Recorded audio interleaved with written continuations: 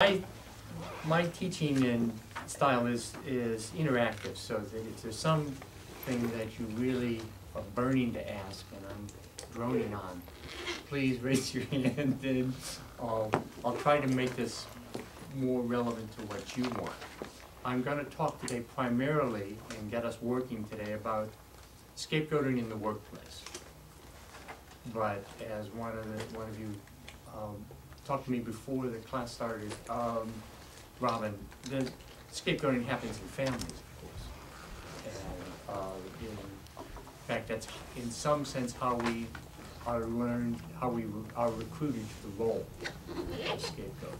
Doesn't mean that if you weren't the scapegoat in your family, you're immune from scapegoating.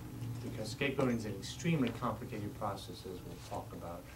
And I actually wrote a book about it, which is up there if you would like to look at that at the break, to talk about the important ways to differentiate types of scapegoating, motives of scapegoating, and to some extent what you do depends upon what kind of scapegoating is happening to you, what the motives are, and what your vulnerabilities are in a particular situation.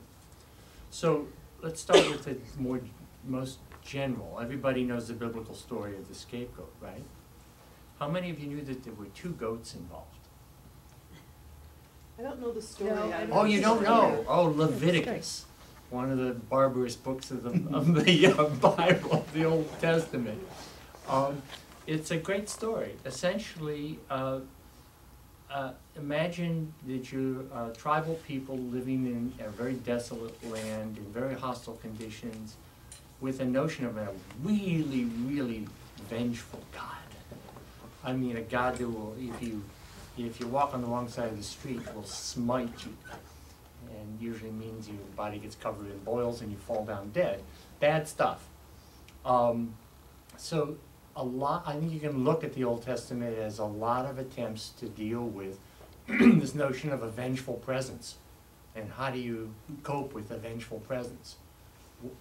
What do you do? So in Leviticus, you take 2 goats. The rabbi chooses 2 goats. And one of those goats has their throat cut. They cast lots. And one of the goats has their throat cut. And the blood is used to clean the inner tabernacle. So they sprinkle blood all over, and that supposedly allows God to come in to the sacred space. Not so good for the goat, but in keeping with this sort of vengeful notion that blood is really the crucial factor here. Now the second goat escapes this fate. That's where we get the name scapegoat. The second goat escapes the death. But what happens is the rabbi lays his hand, I'll use he because it has to be a male goat and it has to be a male rabbi. This is Old Testament time. And the sins of the community are recited. You know, we took your name in vain, we forgot to celebrate this holiday properly, or whatever. All of these things that the community did, and those are laid upon the head of the goat.